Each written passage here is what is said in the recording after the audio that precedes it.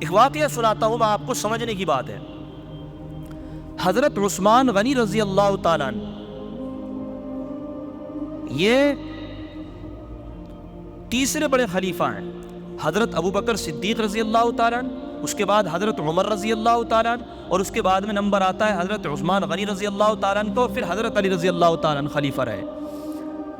تو مدینے کے اندر پانی کی کمی تھی، لوگوں کو پینے کے پانی ملنے میں بڑی دشواری ہوتی تھی۔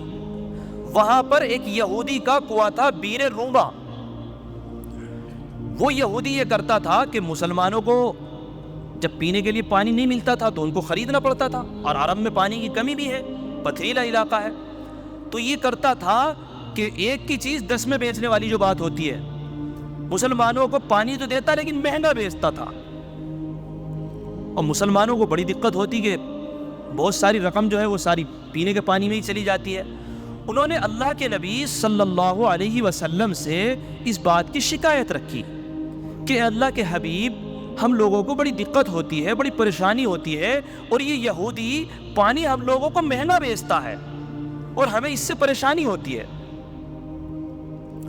تو اللہ کے نبی صلی اللہ علیہ وسلم نے کہا کہ بھائی، آپ لوگوں میں جو بھی وہاں پر بیٹھے ہوئے تھے، کہ آپ لوگوں میں کوئی ایسا ہے کہ جو اس یہودی سے اس کنویں کو خرید کر اور مسلمانوں کے لیے عام کر دے؟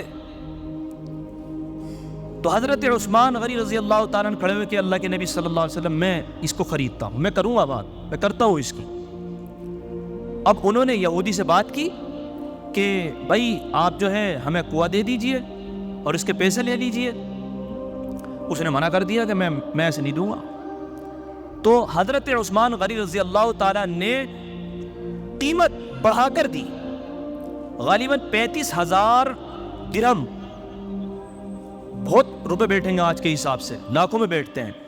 کہا کہ ایک کام کرو، آپ ہم سے یہ لے لو پیسے، اور پیسے لینے کے بعد ہمیں آدھا کنواں دے دو، آدھا آپ رکھ لو، آدھے میں آپ بکری کرتے رہے نا، آدھا ہم لوگوں کو ضرورت ہے ہم استعمال کر لیں گے۔ یہ حضرت عثمان غنی رضی اللہ تعالیٰ نے ایک ذہن سے کام لیا، وہ تیار ہو گیا کہ بہت بڑی رقم مل رہی ہے مجھے، یہ سمجھ لیجئے کہ جو 1 روپے کا سامان ہے وہ 10 روپے میں میرا بک رہا ہے، تو نفع اچھا ہو رہا ہے، میں کہیں اور کو کما لوں گا، اور کنواں بھی پورا تھوڑی جا رہا، آدھا تو میرے پاس میں ہے۔ تو حضرت عثمان غنی رضی اللہ تعالیٰ نے وہ آدھا کنواں خرید لیا، اور اللہ کے نبی صلی اللہ علیہ وسلم سے آ کر کے کہا کہ یہ مسلمانوں کے لیے ہے، اب مسلمان اس سے پانی پیے۔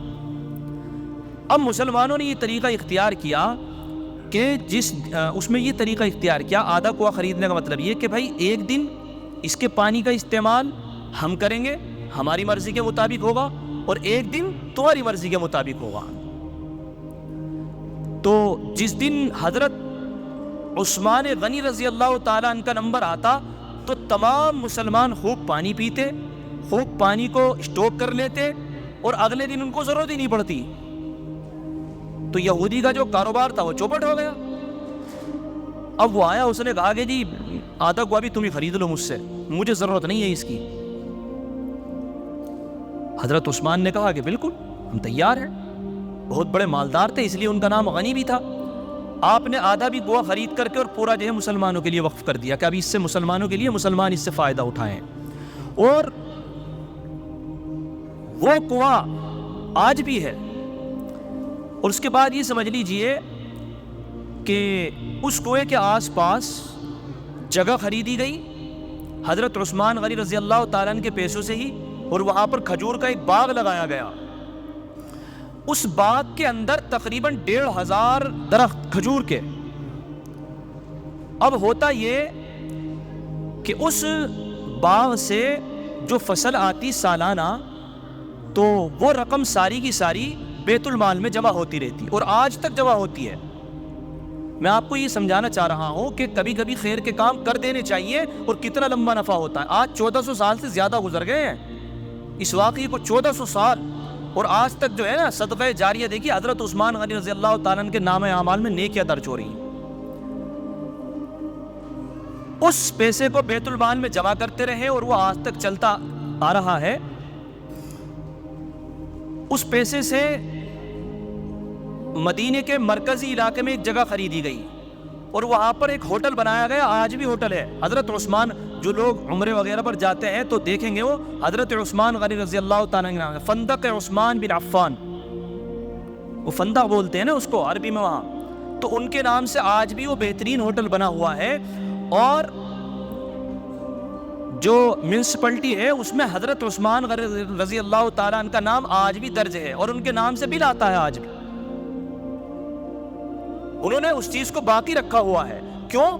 اس لیے کہ مسلمانوں کے لیے خدمت کا ایک جذبہ تھا حضرت عثمان میں. ایسے وقت میں کہ جب مسلمانوں کو ایک چیز کی ضرورت تھی تو انہوں نے اس چیز کو اپنے پاس سے خرید کے اور مسلمانوں کو وقف کیا, تو اللہ نے اس کو اتنا مقبول فرمایا کہ 50,000 ملین کی سالانہ آمدنی آج اس ہوٹل سے ہوتی ہے. سمجھ رہے بھائی؟ 50,000 ملین کی آمدنی اس ہوٹل سے ہوتی ہے. اس کا آدھا غریبوں میں صدقہ کر دیا جاتا ہے اور آدھا آج بھی بینک میں جمع ہو جاتا ہے. 1400 سال گزر گئے اور حضرت عثمان رضی اللہ تعالیٰ عنہ کے نام اعمال میں آج بھی نیکیاں درج ہو رہی. یہ میں نے بات اس لیے سنائی ہے میرے بھائی, دراصل کچھ وقت ہوتے ہیں کام کرنے کے اپنی زندگی میں کر جانے چاہیے. لوگوں کو جن چیزوں کی ضرورت ہو ان چیزوں کو کر جانا چاہیے. وقت تو تقریباً پورا ہو گیا, 5 منٹ ہے, لیکن میں 5 منٹ میں آپ کو کچھ بات بتانا چاہتا ہوں جو ایک درد ہے اور وہ بہت سارے لوگوں کا ہوتا ہے, اور سب جو ہے اس چیز کو لے کر کے پریشان رہتے ہیں. لیکن بات یہ ہے کہ شروعات ہو کہاں سے. اور یہ بات میرے ذہن میں کیوں آئی, میں نے دیکھا ابھی نگینے کے اندر پرسوں ترسوں ایک خبر دیکھی میں نے, تو ان لوگوں نے ایک بڑا اچھا سا ہاسپٹل بنایا ہے, بہت شاندار ہاسپٹل بنایا. تو وہاں کے جو چیئرمین صاحب کے بیٹے ہیں شاہ نواز خلیل صاحب, تو میں ان کی بات سن رہا تھا, تو وہ کہہ رہے تھے کہ ہمارا شہر بہت ساری چیزوں میں آگے تھا لیکن اس چیز کی دقت سے بہت جوجھ رہا تھا کہ کوئی ایک ہاسپٹل ہم لوگوں کے پاس نہیں ہو پا رہا تھا. لیکن آج الحمدللہ ہمارا یہ ہاسپٹل بنا ہے اور اس ہاسپٹل سے لوگوں کو فائدہ ہوگا. ہم نے بہترین طریقے سے اس کو بنایا ہے اور شاندار جو ضرورتیں ہو سکتی ہیں بڑے بڑے علاج کی وہ ہم نے اس میں رکھی ہیں. اور پھر انہوں نے اعلان کیا کہ میرے ہاسپٹل جو یہ بنا ہے اس کے سامنے ہی یہ میری 8-9 بیگھہ 10 بیگھہ زمین ہے, میں نے ان لوگوں کو دے دی ہے کہ اس میں چاہے آپ مسلمانوں کے بچوں کے لیے کھیلنے کا سامان بناؤ, چاہے کوئی اور سامان بناؤ, یہ بھی مسلمانوں کے لیے وقف ہے. تو مجھے بڑی خوشی ہوئی, میں نے بھائی آج بھی اس طرح کے لوگ ہیں. تو میں نے سوچا اس بات کو بتایا جائے کہ کیا ہماری بستی کے اندر اس طرح کے لوگ نہیں ہو سکتے؟ کیا ہمیں ضرورت نہیں ہے کہ ہمارے یہاں پر بھی ایک ہاسپٹل ہو؟ آپ دیکھیں کہ کتنی جانیں ایسی ہو جاتی ہیں کہ اللہ نہ کرے کسی کو کوئی پریشانی ہو گئی اور اس کو کاشی پور تک لے جانے میں اس کی جان چلی گئی, اس کو بجنور تک لے جانے میں اس کی جان چلی گئی, اس کو مراد آباد تک لے جانے میں اس کی جان چلی گئی, اور ہم لوگوں کو ایک بہترین جو ہاسپٹل بڑا ہونا چاہیے وہ میسر نہیں ہے. جبکہ ہماری بستی ایسی ہے کہ اللہ نہ کرے آپ یہ سمجھ لیجئے کہ ہر گھر کے اندر جو ہے لاکھوں لاکھ روپے کی دوائی آ جاتی ہے سال میں, کہ اگر ہم کھڑے ہو جائیں اور یہ سوچ لیں کہ یار ہم لوگ آج صدقہ جاریہ کے طور پہ یہ کام کر جائیں, اور 100-200 لوگ اگر 1-1 لاکھ روپے والے مل کر کے اکٹھے ہو کر کھڑے ہو جائیں کہ یار قیامت تک کے لیے ہماری صدقہ جاریہ ہو جائے گا, اللہ کے بندے اس سے نفع اٹھائیں گے, تو 1 کروڑ 2 کروڑ تو یوں جمع ہو جائیں گے. اور کتنے لوگوں کے پاس میں زمینیں ہیں, بس وہ آ رہی ہے کہ وہ دادا دی, دادا کے سے ابا پہ آ گئی, ابا سے پوتوں پہ آ گئی, بس وہ ایسے ہی چل رہی ہے, فائدہ وہ بھی زیادہ نہیں اٹھا پا رہے ہیں. لیکن آخرت کی فکر کیوں نہیں ہوتی ہے؟ بھئی دنیا سے تو ہمارے بڑے بھی چلے گئے, ہم بھی چلے جائیں گے, ہماری آنے والی نسلیں بھی چلی جائیں گی. میں نے آپ کو جو حضرت عثمان غنی رضی اللہ تعالیٰ عنہ کا واقعہ سنایا وہ اسی لیے سنایا کہ یہ جذبہ تو پیدا ہو ہمارے اندر. اور پریشانی کی بات یہ ہے کہ کھڑا کون ہو اس کام کے لیے.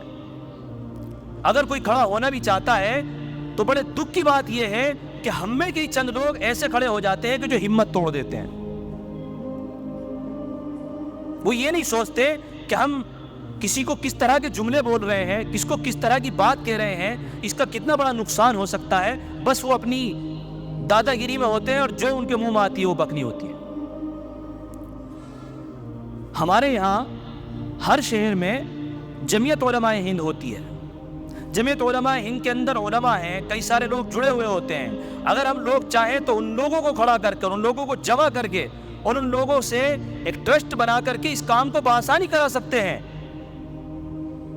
لیکن خود سے کھڑا ہونے کی ہمت کیوں نہیں ہوتی, میں آپ کو یہ بھی بتا دوں. میں نے جب یہ کورونا کا دور آیا تو کیسے حالات تھے یہ آپ سب کو پتہ ہے. بڑی عجیب صورتحال تھی, کوئی ہاسپٹل ڈھنگ کا نہیں مل رہا, کوئی بیمار ہو رہا تو سب لوگ پریشان, کوئی ڈاکٹر ٹھیک سے دیکھنے کو تیار نہیں, کوئی دور سے دیکھ رہا, کوئی بھگایا جا رہا. بڑی عجیب کیفیت تھی نا, آپ سب کو معلوم ہے یہ بات. تو میں صحیح بتا رہا ہوں, اللہ کے گھر میں بیٹھا ہوں, خدا کی قسم کھا گیا, مجھے اتنی ٹینشن ہوتی تھی کہ یار ہمارے یہاں کیوں ہاسپٹل نہیں ہے اپنا. تو میں نے اس وقت جو ہے اپنے اکاؤنٹ سے اور دیگر چیزوں سے میں نے کہا کہ انشاءاللہ اگر اللہ کی مدد شامل حال رہی اور لوگوں نے اگر ہمارا ساتھ دیا تو ہم اپنے افضل گڑھ کے اندر 100 بیڈ کا ہاسپٹل بنائیں گے. 100 بیڈ کا ہاسپٹل بنائیں گے, یہ میں نے کہا تھا. تو مجھے اس طرح کے نوجوان ملے, کئی لوگ آئے, انہوں نے کہا کہ مفتی صاحب جس دن آپ یہ کام کریں گے, اٹھیں گے, انشاءاللہ 1 لاکھ روپے میں دوں گا, 50,000 روپے میں دوں گا. 10-20 لوگ مجھے ایسے ملے, مگر ایک کمبخت ظالم ایسا تھا کہ جس نے میری ہمت توڑ دی اور جس نے میرے دوست سے کہا, بڑے بھونڈے الفاظ ہیں کہ بھائی یہ برادری سے چھوڑ جائیں اس لیے بچے پھر رہے ہیں, ورنہ کوئی بھی ان پر لٹ پھیرے گا, الٹے سیدھے کام کرتے رہے. یہ الٹا سیدھا کام تھا. خدا کی قسم کہہ رہا ہوں, میں نے مصلی بچھا کے اللہ کے سامنے اتنا رویا کہ اللہ میں نے کوئی غلط ارادہ کیا تھا, اس نے میری ہمت توڑی ہے, اس نے میرا دل دکھایا ہے, بہت تکلیف ہوئی مجھے. ورنہ اگر میری ہمت بڑھائی ہوتی, لوگوں نے آگر مجھ سے کہا ہوتا, تو انشاءاللہ آج جو ہے ہاسپٹل بہت آگے پہنچ چکا ہوتا. تو کسی کی ہمت نہیں توڑنی چاہیے اگر کوئی ہمت کرتا ہو تو. آج سب ختم ہو گیا, لیکن میرے اندر پھر جذبہ ہے. میں نے جب ان لوگوں کو دیکھا کہ وہ لوگ ہمت کر کے اور اس طرح کا ہاسپٹل بنا سکتے ہیں تو ہم کیوں نہیں بنا سکتے. تو اس لیے اس طرح کے افراد, میں آج بات کہہ رہا ہوں یہاں سے, یہ ریکارڈ ہو رہی ہے, اس کے واسطے سے ہو سکتا ہے کسی اللہ کے بندے کے دل میں یہ بات پہنچ جائے اور وہ کھڑا ہو اور وہ کہے کہ ٹھیک ہے میں اپنی زمین وقف کرتا ہوں, بنایا جائے ہاسپٹل, اللہ کے بندوں کے لیے کیا ہی جائے انتظام. تو ہو سکتا ہے کہ یہ کام آسان ہو جائے. ہو سکتا ہے کہ میں آج بول رہا ہوں میری زندگی میں نہ ہو, لیکن کل کوئی اس بات کو سنے اور یہ ریکارڈ ہو تو ہو سکتا ہے کہ ان میں سے کوئی کھڑا ہو جائے. لیکن بہرحال اس کام کو کرنے کی ضرورت ہے.